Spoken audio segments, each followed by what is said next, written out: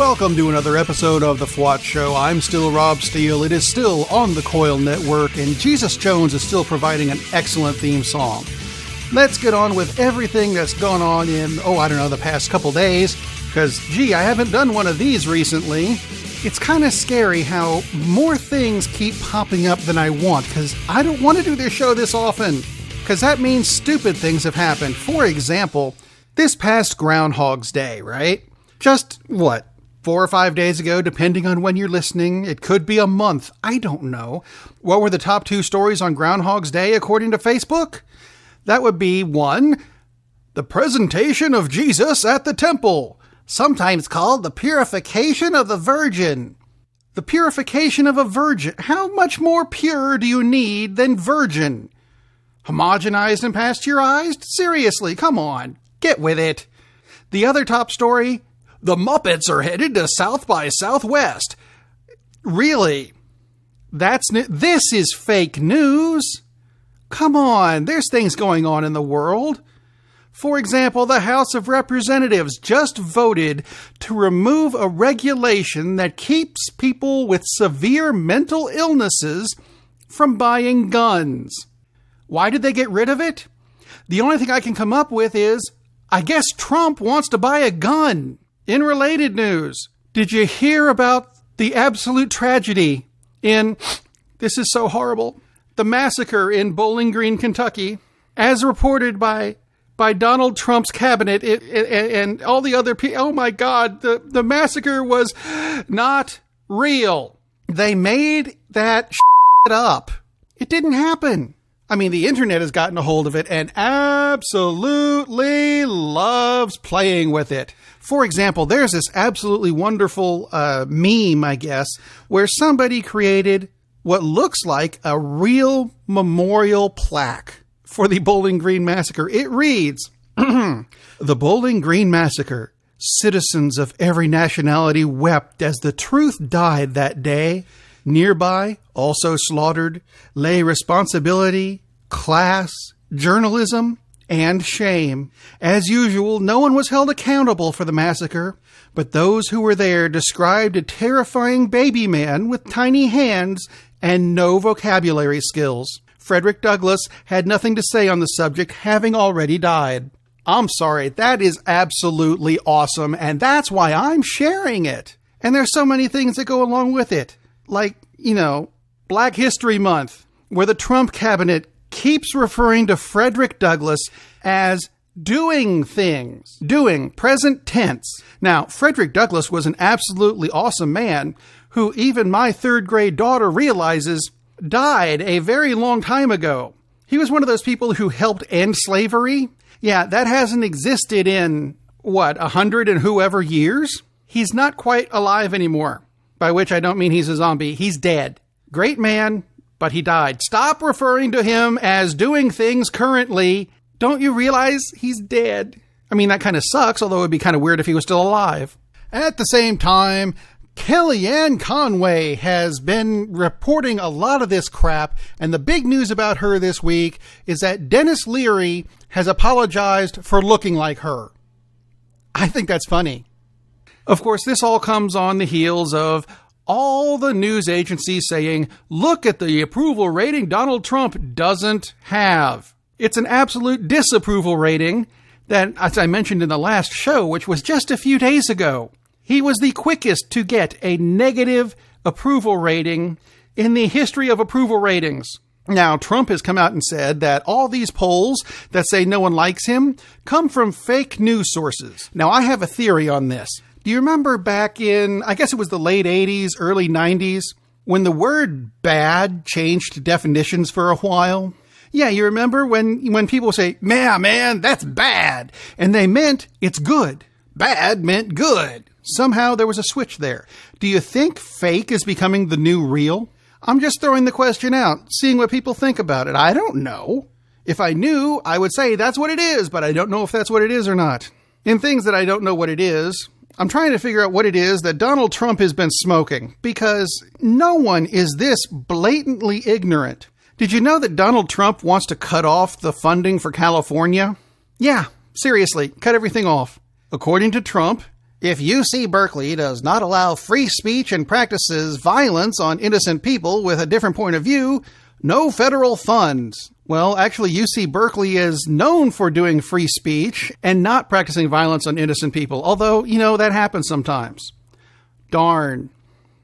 But seriously, cutting off funding for a state?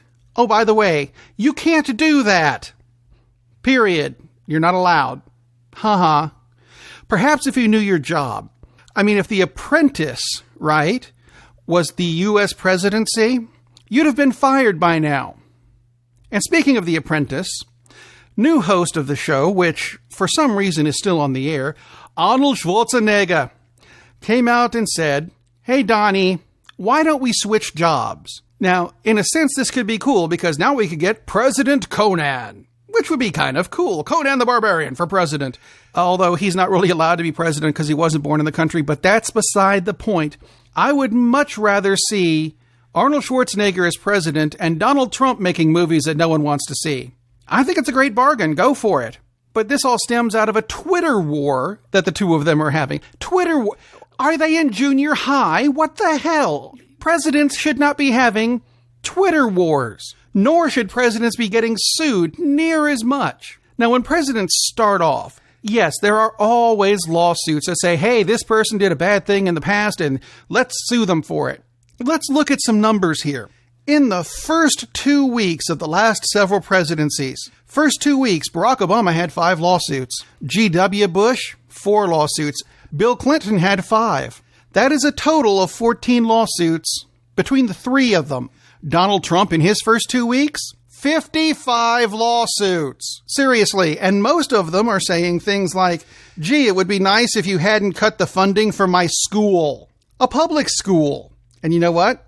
That's the kind of thing he's done. Cut public school funding. Because why bother having education? Seriously? I mean, it's not like they can count. The whole Trump administration. Inability to get to the number, 6. For example, more Muslims have been killed by Trump supporters in this past week than Americans have been killed by refugees in the past 3 decades. Not weeks, not months, not years. Decades. Look at numbers. Numbers are real. Read them. Memorize them. Of course, he has trouble with that, too. Earlier this week, Donald Trump's speeches were analyzed, and they are now officially below a 6th grade reading and writing level. By comparison, my daughter in the 3rd grade has now surpassed him in the ability to read and write. Would I vote for her? Absolutely. I mean, yeah, she's only 9, but so far her only big scandal has been that she has a wocket in her pocket. This whole concept of having a Trump administration is insane. I mean, you want to talk about other things they've killed off? How's this? They have appointed someone to head the FCC, the Federal Communications Commission, not Family Child Care, just for those of you who are listening on an army base somewhere and get your acronyms confused. This FCC is now stopping 9 companies from providing subsidized broadband to the poor people. And by poor people, I'm including the schools the poor people use. Seriously. Well, why would they need internet, Rob? Oh, I don't know, maybe to do homework with. That's what it's there for in the schools. Do they not realize this? We need more education. I mean, you want another proof? Mike Pence. Mike Pence needs more education. He has trouble with his colors. Like I mentioned earlier, it's Black History Month. Yay. So who does Mike Pence celebrate? Abraham Lincoln. And for those of you who haven't caught on yet, Abraham Lincoln is a bit of a white guy. Yes, he has a lot to do with slavery in that he abolished it, and yet Black History Month is about black people. He's not one. Thanks for playing, Mike. Try again. Oh, who was it that was making all those Frederick Douglass comments? That was Mike Pence. Is it time to move on from this administration already? Why, yes. Yes, I think it is. In really bizarre tech news, earlier this year, the city of Milwaukee banned Pokemon Go from functioning in Milwaukee city parks. Why? Because people were walking outside and getting exercise as part of this game. And this is America. We can't have people who are in good shape, You want proof of that? Look at the Super Bowl. My God, did you see the size of the front line on either team? Now, I admit, that's what they're there for. They're there for blocking. But still, holy cow. You can be in a little bit better shape, especially those Falcons who were taken out in the game injured. I'm just saying. I mean, yeah, there was the broken leg guy. That makes sense, but I'm out of breath. No, sorry. Oh, speaking of being out of breath, did they choke? Yeah, maybe a little bit. I mean, yay, Tom Brady, whatever. I only saw about 12 penalties that were called on Atlanta that were also committed by New England, but not called. See, this kind of leads me into the whole thing about, is the Super Bowl just a storybook thing? Seems to be. I mean, they set it up in the early portion of the game and said, no one has ever come back from a deficit this big before. And they kept bringing it up. Foreshadowing, because it's gonna happen this time. I mean, seriously, 3 consecutive series of downs where Atlanta allows New England to keep going because of the exact same penalty. The same kind of thing that's not being called against New England. Oh, and momentum killers. That's the end of the sports part of this. Now it's on to everything else. How to kill momentum in a football game? Let's interrupt it with a Lady Gaga concert. Seriously, that's not necessary. I've never understood halftime shows. I mean, I would be pissed if I went to a game that had a show like that.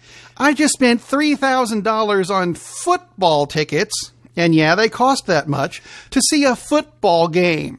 And all of a sudden, a concert by someone I don't particularly care for breaks out. No. That's why the Falcons came out cold in the second half, because it's been an hour since they've been on the field. If you want to give her publicity, fine, give her a TV special after the game. Millions of people are tuning in anyway. You don't need it. But speaking of the millions of people tuning in, that's why the commercials cost $5.5 million this year for a 30-second spot, which kind of confused me a little bit because I didn't realize Alfa Romeo was building that big of a fan base in the U.S. I mean, they spent at least $15 million on ads. I didn't even know they were coming back to the States. I'm barely aware they still make cars. But the other thing with the Super Bowl commercials, I do not understand why they are no longer Super Bowl commercials. That used to be the big thing when I was growing up. Now they're already pre-released, which means they came out before the game anyway, and they no longer count. The first 3 ads I saw at the Super Bowl this year were ads that had already aired on television. Well, what the hell is the point of that? The other big complaint that I saw this year about the Super Bowl ads was, all these ads are anti-Trump. No, they're not. They're actually pro-humanity. I mean, no one in any of these commercials, specifically said, fuck Trump. They didn't. Most of these commercials were made long before he was elected. So if you view them as anti-Trump, then maybe, just maybe, you're beginning to realize that Trump is actually anti-humanity. And that's why we don't like him. So come, join humanity. We have cookies. If you would like any of the show or would like to complain, either way, go to the website, thefwotshow.com. There's buttons for Facebook and Twitter and all that good stuff. And feel free to subscribe to the show on iTunes or through the Google Play Store, or hell, just go for the RSS feed. It's on the site. It's quick, it's easy, it's painless, and it's fun. I would like to also thank Jesus Jones for supplying the theme song, because it's one of my favorite songs, and they said, yes, go ahead and use it, and I love them for that. Thanks, man. See, that's me, showing my humanity by saying thank you, because sometimes people are awesome. And then there's the Trump administration.